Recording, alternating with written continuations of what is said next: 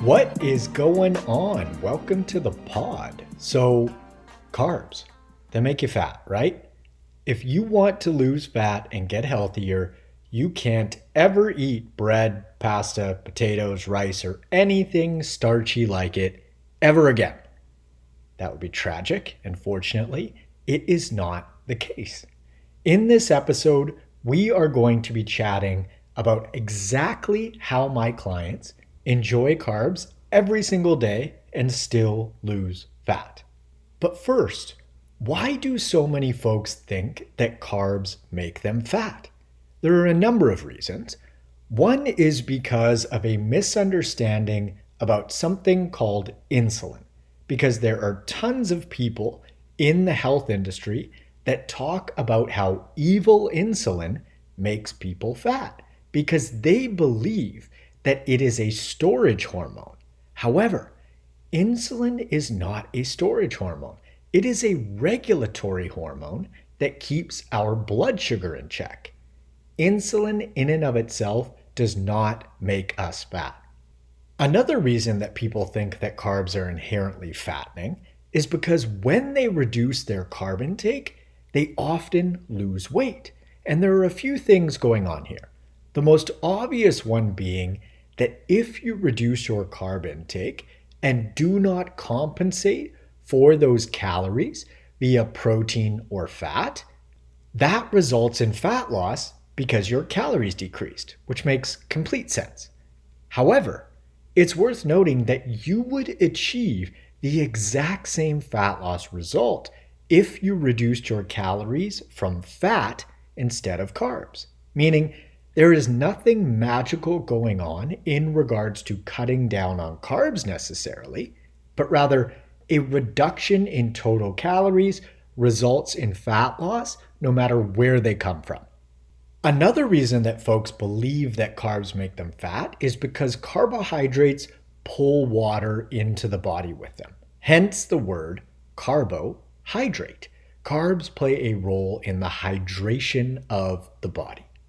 So for every gram of carbohydrate that you eat, it pulls about 3 grams of water with it. And so if you reduce your carb intake, you will pee out a bunch of water that you had previously been holding. Just like if you increase your carb intake, you will hold on to more water. Neither is necessarily a bad thing in isolation, but it's just how human physiology works. And you can think about this like a sponge. If you pour a bunch of water onto a sponge, it will soak it up, and if you wring it out, the sponge releases the water. Same idea.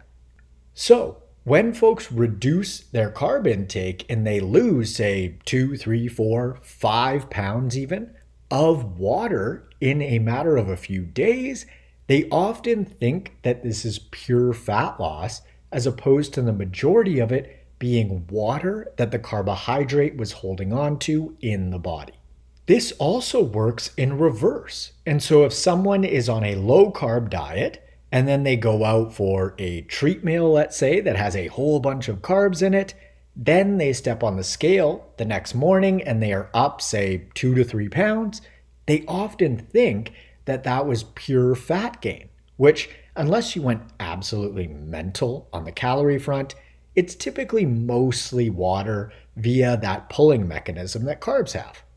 A few more specific examples of why folks think that carbs make them fat.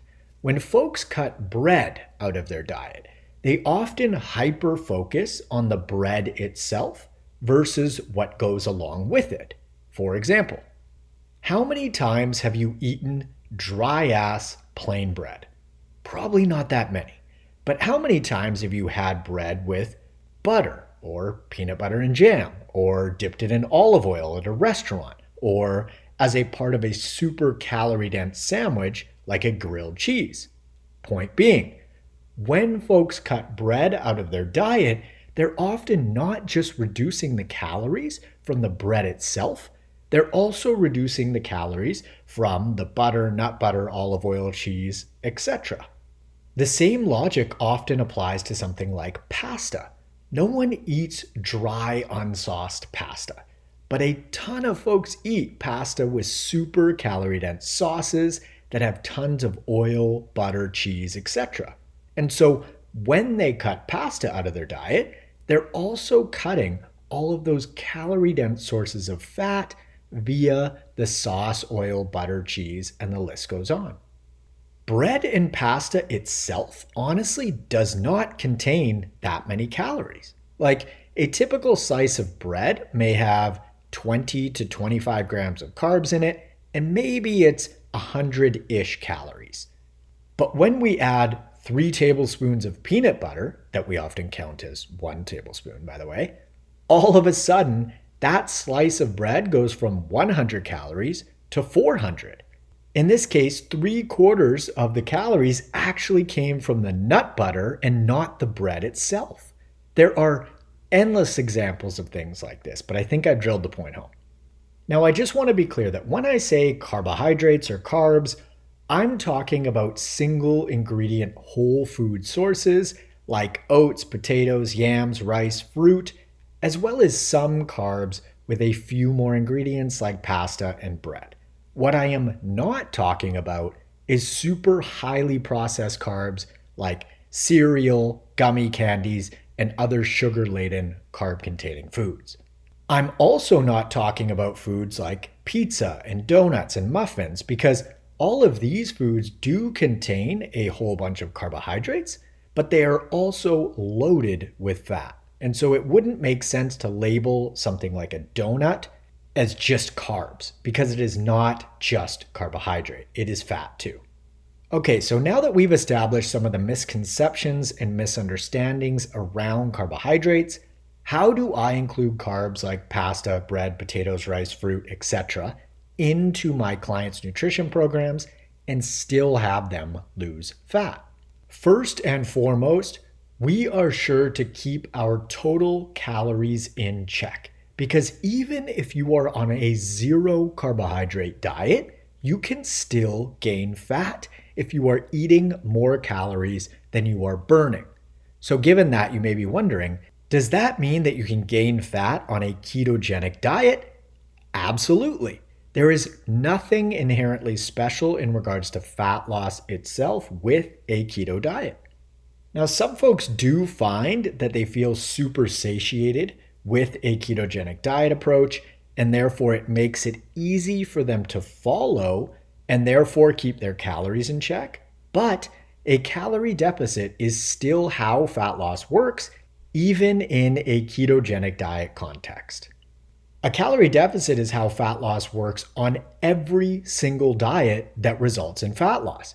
It doesn't matter if it is a carnivore diet, vegan, paleo, Atkins, Weight Watchers, high carb, low carb, moderate carb, if it fits your macros, a calorie deficit is the one and only way to lose fat. So step number 1 is to keep calories in check, i.e. making sure that we are in a calorie deficit. Step number 2 is to set my client's protein intake, and then we distribute carbs and fat based on their priorities, food preferences, goals, etc. And that's how you can lose fat while still eating carbs, which is great news because it means that you can still enjoy eating carbohydrates and carb-containing foods while reaching your fat loss goals. Now, the more carbs that you include in your diet, the more aware that you're going to need to be about your fat intake. Because if carbs go up, fats need to come down. Just like if fat goes up, carbs need to come down. And it functions just like a budget. You have your total income, and you get to choose where and how you distribute your spending. And I'd recommend thinking about protein like your essentials, i.e. food, shelter, water. And then feel free to distribute your carb and fat calories based on your personal preferences. Some of my clients like to eat more carbs and less fat. Some of them like to eat less carbs and more fat. And others prefer a middle of the road approach and like moderate carb, moderate fat. And as long as our total calories are in check, which I am sure to account for, we achieve fat loss no matter what. I think that this is super helpful stuff to know because it helps to eliminate food fear, right? Like tons of folks are afraid of foods like bread, pasta, rice, etc. And when you understand how this all works, you can simply budget accordingly and still reach your goals. It is super freeing.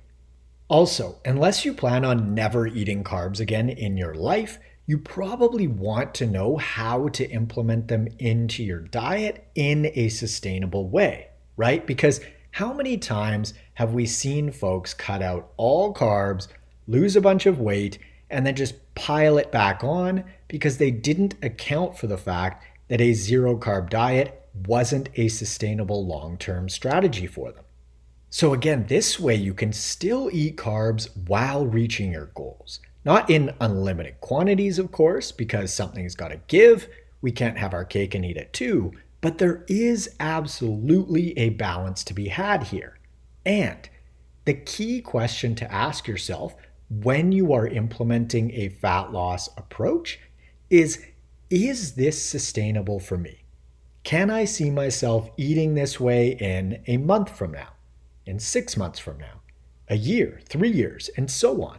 And if the answer is no, you will probably want to take a different approach if you want to lose fat and keep it off. If it's a short term, all I care about is looking good for this 7-day vacay, that's a different story. You are literally going into that knowing that maintaining your progress isn't a priority. But that's not most folks. Most people want to lose fat and keep it off. And for 98% of people, the way to do that is by learning how to integrate carbohydrates into their diet in a sustainable way. And fortunately, if you use this framework, you can absolutely do that. I have had so many clients tell me, I literally didn't know that I could still eat pasta, bread, rice, and fruit on a daily basis and still lose fat.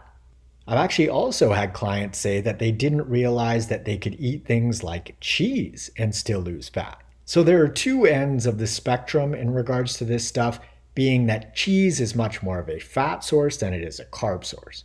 So as long as we are accounting for total calories, we can essentially make any food work. Now, if you did hypothetically want to follow a ketogenic or even zero carb diet, because you like the food choices and how it makes you feel, you totally can. Carbs are not essential. Protein and fat are essential macronutrients. Carbs, on the other hand, are not, meaning you could never eat another carbohydrate again in your life and be healthy. However, we can't say that for protein and fat. Protein and fat are essential macronutrients. So I'm definitely not saying that you have to eat carbs. You definitely don't. But for most people, they just want to, right? Carbohydrates are delicious, and personally, I really enjoy them, and I don't like the idea of never eating carbs again. And so I work them into my diet because that's sustainable for me. Most of my clients feel the same way. So I hope this episode cleared up any confusion that you may have had about carbs and how to include them into your life while still reaching your goals and living life in a body that you love. And fortunately, you don't have to choose between a super boring diet and looking, feeling, and performing amazingly well. There is a way to have the best of both worlds via loving the food that you eat and feeling and looking awesome while you do it. Will you need to change some things to get there if you're not there already? Of course. But that change doesn't have to mean never eating a carb again. If you're interested in applying for one-on-one nutritional coaching and or workout design with me, you can click the link in the description below or head on over to n1fitness.com/coaching. On Instagram, I'm at n1fitness. On TikTok, I'm at the n1fitness. And on YouTube, I am at Marcus Sadu /N1Fitness. Feel free to leave us a review on your favorite podcast platform if you'd like to. And be sure to hit that subscribe button. Thanks for tuning in. I hope that you found this carbohydrate episode useful, and I will catch you on the next one. See ya.